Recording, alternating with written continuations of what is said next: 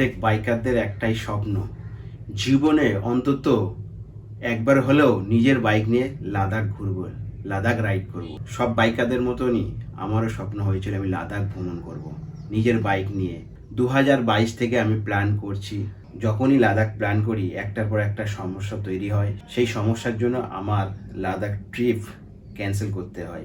কখনো পয়সার জন্য যেতে পারি না, কখনো পয়সা জোগাড় করি সময়ের জন্য যেতে পারি না।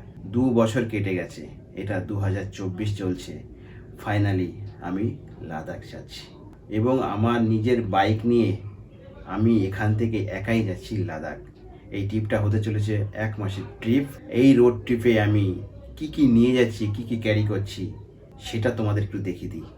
3টে জিন্স প্যান্ট, 2টো ফর্মাল প্যান্ট, টি শার্ট নিয়েছি 2টো, ঠান্ডার জন্য একটা জ্যাকেট নিয়েছি, 2টো টি শার্ট, এখানে নাইট প্যান্ট, টুপি, socks, night glass, sunglass, leg guard, gloves, laptop, adapter, SMPS power supply, power bank, গোপ্রোর battery extra, action camera, electric board, data cable, selfie stick, puncture kit, bike tools, pipe, hydration bag, tank bag, top box, ট্যাবেল bag, helmet, jerry can, riding shoe, gum boot, riding jacket, raincoat.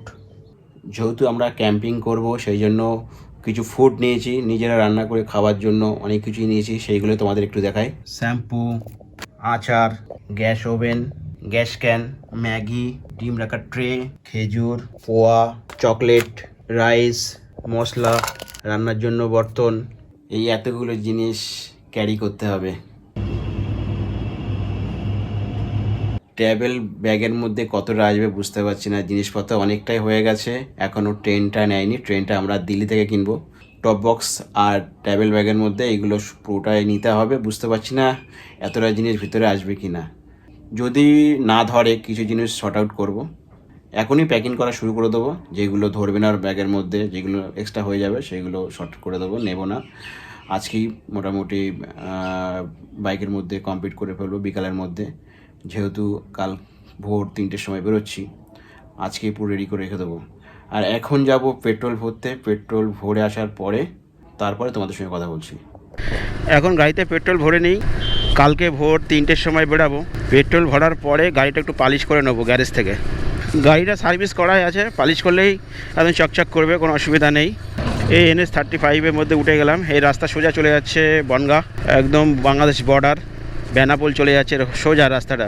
সামনে হচ্ছে এইচপির petrol pump, ওখান থেকে petrol ভরবো।